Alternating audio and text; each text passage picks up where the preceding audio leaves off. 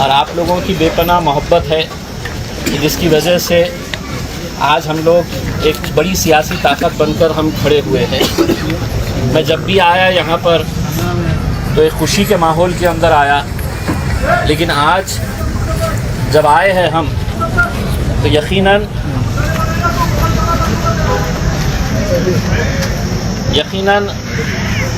एक ऐसे वक्त के ऊपर आए हैं कि जहाँ पर पूरी हुकूमत एक तरफ खड़ी हुई है और हम लोग एक तरफ खड़े हुए हैं। देखिए, आपको मालूम होगा पिछले कुछ दिनों के अंदर पूरा सोशल मीडिया, पूरे टीवी के ऊपर क्या चल रहा है करके आप अपने आप को महसूस करिए और ये तसव्वुर करिएगा कि उत्तर प्रदेश के अंदर किसी गरीब का घर जब तोड़ा जाता है, एक बुलडोज़र से एक वार करते हैं और पूरा का पूरा घर वहाँ पर ज़मीन दोस्त हो जाता है। हिंदुस्तान के हर शहर के अंदर ये देखने को मिल रहा है। हमारा एक सवाल है कि क्या क़ानून हमारे लिए अलग है और दूसरों के लिए क़ानून कुछ अलग है? आज भारतीय जनता पार्टी के कॉरपोरेटर्स जो चुनकर आए हैं, उनके इलीगल कंस्ट्रक्शन, गैर कानूनी जो कंस्ट्रक्शन है उनके, उसके इतने पुरावे हैं। ये पूरी फाइल जो है इसके अंदर महानगर पालिका के अतिक्रमण विभाग ने लिख कर दिया है कि ये इलीगल है और इसे तोड़ा जाए, कॉरपोरेटर के ऊपर एक्शन लिया जाए। मार्च के अंदर महानगर पालिका के अतिक्रमण विभाग के प्रमुख लिख के देते हैं, लेकिन उसके ऊपर कोई कार्रवाई नहीं। कहीं ना कहीं से आपको ऐसा लग रहा होगा कि ये मतीन को निशाना बनाना चाहते हैं। आपको ऐसा लग रहा है बाहर से कि मेरा कॉरपोरेटर है जिसके लिए मैंने इतनी मेहनत करा, दिन रात मेहनत किया, उसको ये निशाना बना चाहते हैं। हकीकत ये है कि निशाना उसको बनाने की वो कोशिश कर रहे, लेकिन उनके असल निशाने के ऊपर इम्तियाज़ जलील है।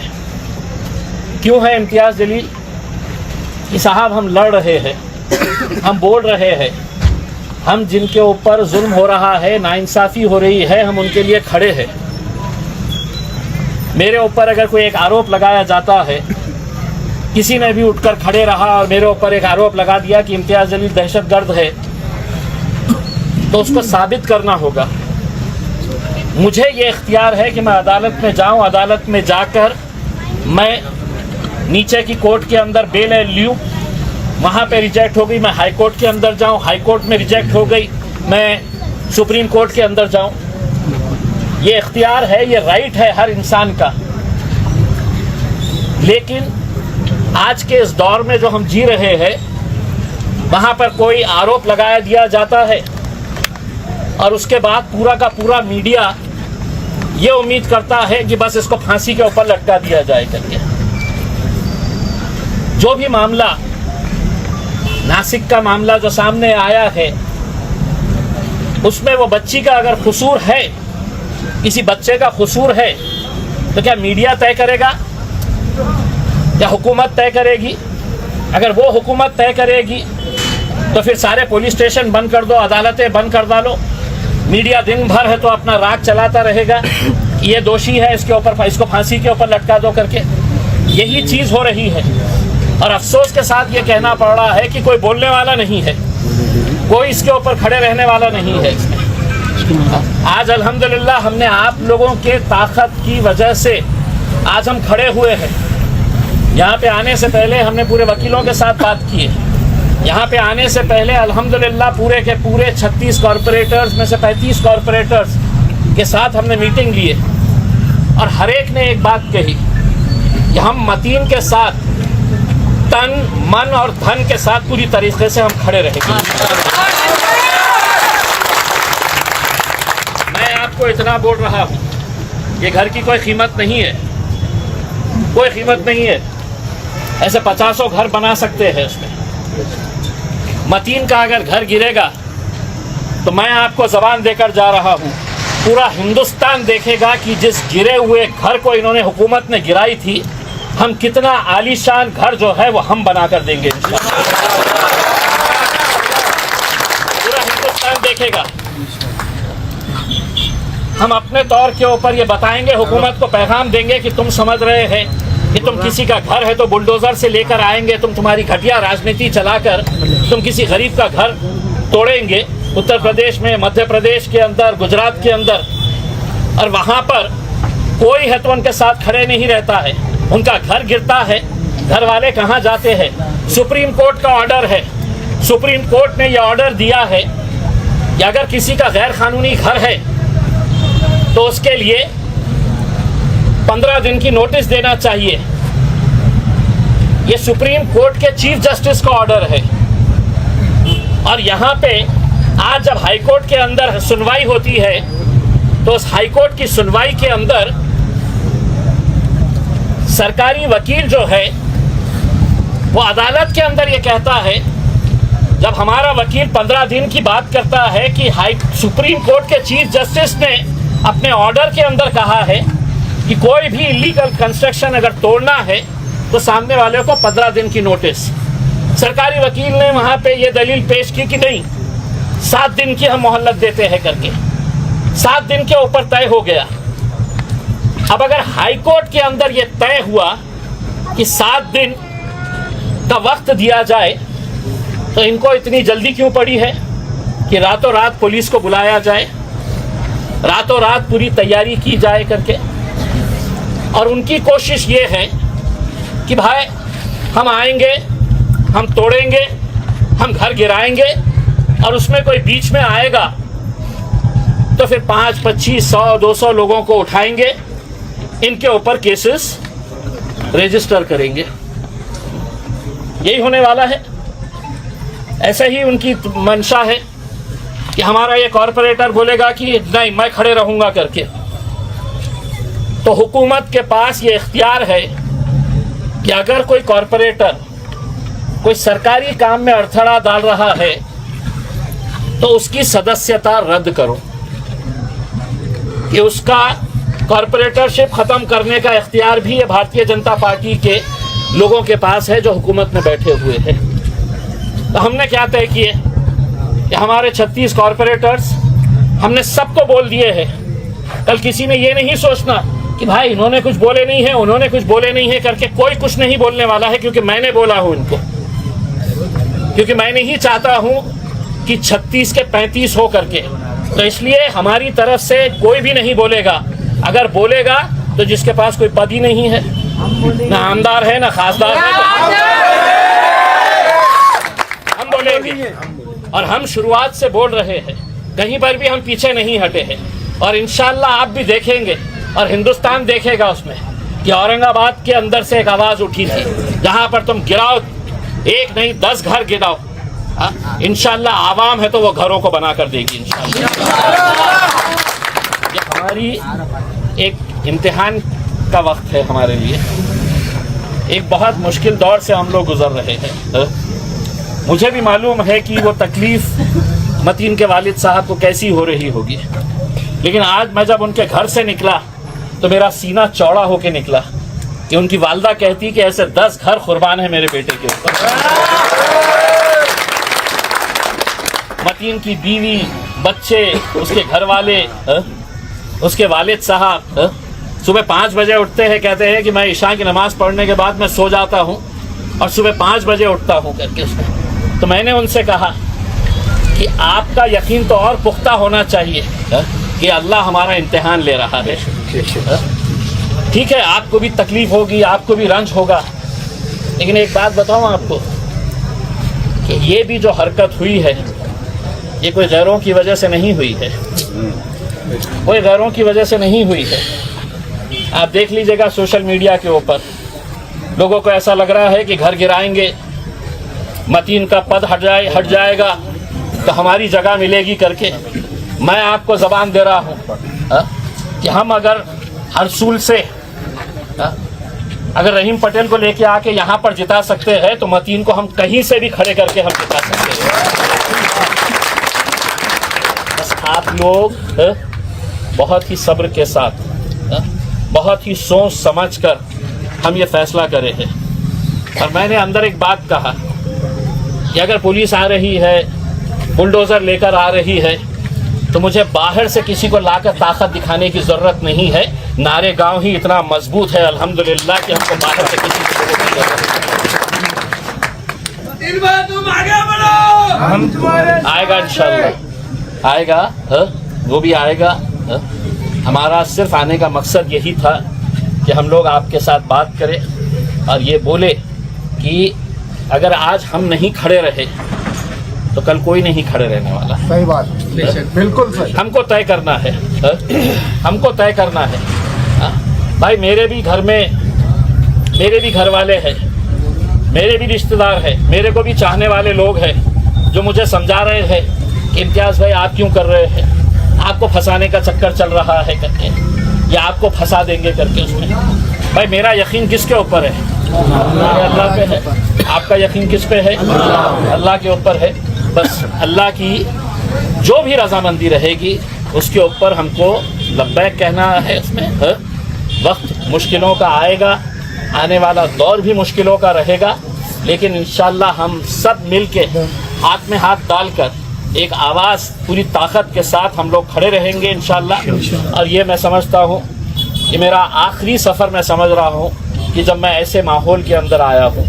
इंशाअल्लाह दोबारा जब नारेगांव के अंदर आऊँगा तो मतीन के साथ आऊँगा इंशाअल्लाह। भव्य यहाँ पर हम इस्तकबाल करेंगे उसका। आप समझ सकते हैं कि 36 लोग कॉरपोरेटर है। मतीन मेरा भरोसे का था, भरोसे का है, मतीन के ऊपर यकीन है, इस वजह से मैं उसके साथ ये जो भी हुआ है। बस भाई हमको ये जानकारी मिली है कि सुबह 3 बजे 4 बजे पुलिस वालों को बुलाया गया है। महानगर पालिका का तोड़ू दस्ता यहाँ पर आने वाला है। इनके घर वालों ने फैसला क्या किए है अब मालूम है? उन्होंने कहा कि उनको आने दो, हम उनका फूलों से इस्तकबाल करेंगे। ये भी एक मंजर दिखाया जाए हिंदुस्तान को। ये भी एक मंजर आप लोगों की जिम्मेदारी है। इनके मुंह पे अगर तमाचा मारना है तो हमने किस अंदाज में मारना है, ये भी एक पैगाम जाना चाहिए, पूरे हिंदुस्तान को जाना चाहिए कि तुम क्या है, कितने लाख का घर होगा, उतने तो इंशाअल्लाह हम पूरी ताकत के साथ खड़े करेंगे, बेहतरीन घर बनाएंगे और पूरा हिंदुस्तान देखेगा। एक एक उसके ऊपर है तो आप देखेंगे कि कैसा जो आज मीडिया वाले हमको इस तरीके से पेश करने की कोशिश कर रहे हैं कि मानो हम कोई दहशतगर्द हो गए हैं करके। कानून सबके लिए अगर बराबर है तो कानून का पालन भी सबको बराबरी के नज़रिए से होना चाहिए। तुम्हारी हुकूमत अगर है कि महानगर पालिका के अंदर और तुम अगर ये समझ रहे हैं कि मैं कुछ भी कर लूँगा करके, तो आज हम खड़े रह के यही सवाल है तो हम अदालत से पूछना चाहते हैं कि अगर अदालत की सुनवाई के दौरान अगर वक्त दिया गया है 7 दिनों का, तो क्या जल्दबाजी हो रही है कि आप 24 घंटे भी इंतज़ार नहीं कर रहे हैं? कानून ये कहता है कि अगर नोटिस इनके घर के ऊपर 24 घंटे की लगाई गई है, दोपहर में 12 बजे अगर नोटिस लगाई गई है तो पूरे 24 घंटे इंतज़ार करना पड़ता है। आपको इतनी जल्दबाजी क्यों है? उनको ऐसा लग रहा है कि हम गिराकर जश्न मनाएंगे, उनको ऐसा लग रहा है कि हम इनको नीचा दिखाना चाहते हैं करके। इसमें यही उनकी कोशिश है, यही उनकी सोच है कि हम मजलिस को है तो नीचा दिखाएंगे, हम मजलिस को कमज़ोर करेंगे, हम मजलिस के लिए है तो अपना जश्न मनाएंगे कि देखो हमने क्या किया है करके। इसमें पुलिस उनकी, प्रशासन उनका, हुकूमत उनकी, और अगर हम अदालत में अगर जा रहे हैं और अदालत के अंदर जो फैसले हो रहे हैं उसको भी अगर मानने के लिए तैयार नहीं है तो फिर हम जाएं तो जाए कहाँ? ये सवाल रहेगा। आज की सुनवाई के दौरान कॉरपोरेशन का जो वकील था उसने खुद ने कहा कि हम 7 दिन के लिए हम वक्त दे रहे हैं करके। उसमें 7 दिन के अंदर, लेकिन उन्होंने तो 24 घंटे भी इंतज़ार नहीं कर पा रहे हैं। उसमें आप लोग हैं हमारे साथ? पूरे लोग मजबूती के साथ खड़े रहेंगे इम्तियाज जलील तुम आगे बढ़ो, हम तुम्हारे साथ हैं। सुनिए, अब ये बात इम्तियाज जलील की नहीं है साहब, ये आप समझ लीजिएगा उसमें। ये इम्तियाज जलील का मतलब नहीं है कि मैं खड़ा हुआ हूँ करके। कल कोई नहीं खड़े रहेगा, ये बात समझ लो आप। कल कोई नहीं खड़े रहने वाला है। आज अगर कोई मुंबई से, कोई नागपुर से, कोई नासिक से, कोई पूना से अगर औरंगाबाद आता है तो इस उम्मीद के ऊपर आता है कि मेरा कोई साथ नहीं दे रहा है, मजलिस मेरा साथ देंगे, इम्तियाज जलील तुम मेरा साथ देंगे। उनके यकीन के ऊपर भी हमको खरा उतरने का है। इनकी साजिशों का शिकार हमको नहीं होना है। इनकी साजिश यही रहने वाली है, ये देखना चाहते हैं कि नारेगांव के अंदर कितना बड़ा विरोध होता है करके उसमें। हम अपने तौर के ऊपर हमारा विरोध फूल बरसाकर उनकी माँ ने कहा है कि मैं बोलूँगी उनको कि लो फूल पहनाती हूँ मैं तुमको, उसके अंदर तोड़ो मेरा घर करके। बहुत हिम्मत लगती है मेरे भाई ये करने के लिए। मुश्किल आएंगी, वक्त आएगा, उनको भी ख़राब लगेगा, हमें भी ख़राब लग रहा है करके, लेकिन हम अपने तौर के ऊपर पूरी मजबूती के साथ खड़े रहेंगे। अल्लाह का दामन हम और मजबूती के साथ पकड़ेंगे इंशाअल्लाह। मुश्किल की घड़ी सबकी निकलेगी इंशाअल्लाह, जब हम सब साथ में मिलकर खड़े रहेंगे, साथ में मिलकर लड़ेंगे, उसके अंदर साथ में मिलकर जुल्म के खिलाफ आवाज़ उठाएंगे। मुझे इस वजह से मेरे ऊपर यकीन है कि मुझे मालूम है कि इनकी जो कोशिश है, इम्तियाज़ जलील अंदर होना चाहिए, इम्तियाज़ जलील गिरफ्तार होना चाहिए करके इनकी यही कोशिश चल रही है कि किसी तरीके से मुझे कैसा अंदर डाल सकते हैं। लेकिन उनको भी मालूम है कि मेरे पीछे ऊपर वाले का हाथ है और आप लोगों का साथ है। इसी वजह से हम यहाँ तक आए हैं। इंशाअल्लाह जो भी होगा हम अपने तौर के ऊपर हमारा पैगाम दे चुके हैं। किसी भी तरीके से कोई ऐसी हरकत ना करे मेरे भाई कि जहाँ पर ये कोशिश करें कि हमारे और कितने सारे बच्चे जो है इनको हम उठा के जेलों के अंदर डालेंगे। बहुत सब्र के साथ, बहुत सोच समझ के, बहुत दिमाग के साथ हमको ये फ़ैसला लेना पड़ा है, हमने लिए है। अगर इसके अंदर आपको ऐसा लगता है कि हम कुछ गलत जा रहे हैं, आप लोग बताइए। अभी भी हम आपका सुनने के लिए भी आए हैं। अगर किसी को लगता है कि भाई नहीं हमने ऐसा करना चाहिए तो आप अपनी राय ज़रूर दीजिएगा, वरना हमने जो फैसला लिया है उसके ऊपर लब्बैक करिए। AIMIM नेते इम्तियाज जलील यांनी मतीन पटेल प्रकरणावर प्रतिक्रिया देताना मोठं वक्तव्य केले आहे। मतीन पटेल यांचं घर पाडण्याच्या आधीच्या रात्री त्यांनी घर पाडलं तरी पुन्हा उभं करू असा सल्ला देण्याची चर्चा सुरू आहे। या वक्तव्यानंतर राज्यातील राजकीय वातावरण आणखी तापलं आहे। काही जण जलील यांच्या भूमिकेचं समर्थन करत आहेत, तर काहींनी हे वक्तव्य प्रशासन विरोधात उघड आव्हान असल्याचं म्हटलं आहे। दरम्यान बुलडोझर कारवाई आणि त्यावरून सुरू झालेला राजकारण आता अधिकच तीव्र होताना दिसत आहे। तुमच्या मते बुलडोझर कारवाई हा योग्य न्यायाचा मार्ग आहे का?